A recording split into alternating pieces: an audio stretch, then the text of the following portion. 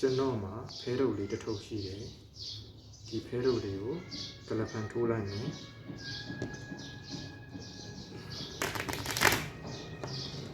ထိုးပြီးတဲ့အခါမှာထပ်ပြီးတော့ရောလိုက်ပါဦးမယ်ရောပြီးတဲ့အခါမှာ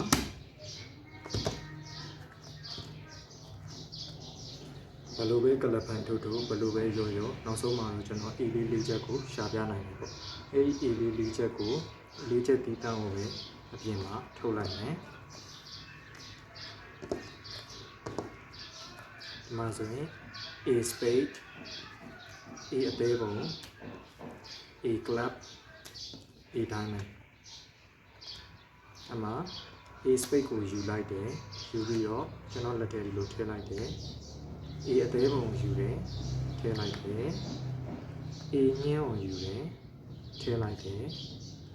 A diamond ကိုယူတယ်ထည့်လိုက်တယ်ထည့်ပြီးတဲ့အခါမှာA ဖဲချက်လေးချက်ကိုဒီလိုချလိုက်တယ်ပေါ့ချပြီးတဲ့အခါမှာဒီဘက်တောင်ဆုံးက A ဖဲချက်လေးကိုဖဲတက်ရဲ့ဟိုးအောက်ဆုံးမှာထည့်လိုက်တယ်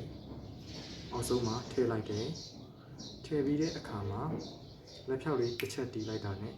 အဲ့ဒီအောက်ဆုံးက A ဖဲချက်ကဟိုးအပေါ်ဆုံးကိုခုံပြီးတော့တက်လာတယ်ပေါ့အဲ့လိုပဲဒီ A ဖဲချက်လေးကိုဖဲထက်ရဲ့အပေါ်ဆုံးမှာထားလိုက်တယ်ထားပြီးတော့ဒီလိုလေးတစ်ချက်ခောက်လိုက်တာနဲ့အဲ့ဒီ A ဖဲချက်လေးကဖဲထက်ရဲ့ဟိုးအောက်ဆုံးကိုခုံဆင်းသွားတယ်ပေါ့အဲ့လိုပဲ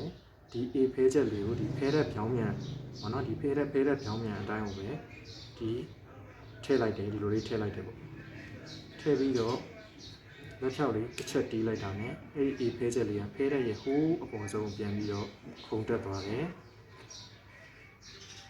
အဲ့လိုပဲဒီနောက်ဆုံးကျန်တဲ့ A ဖဲချက်လေးကိုဖဲတဲ့အတက်အတိုင်းကိုပဲဒီလိုလေးထည့်လိုက်တယ်ထည့်ပြီးတော့ဒီလိုလေးဆွဲလိုက်တယ်ပေါ့ကိုဖြောက်ပြီးကျွန်တော်ဒီလိုဆွဲလိုက်တယ်ဆွဲပြီးတော့ဒီလိုလေးပြန်ထည့်လိုက်တာနဲ့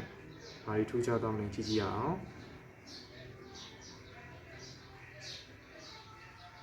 အဲ့ဒီသူ့ A ဖဲချက်လေးတစ်ချက်တည်းပဲဖက်လက်လန်ရတာအတိုင်းရှိနေတယ်ပေါ့ဟုတ်ကဲ့ကျေးဇူးတင်ပါတယ်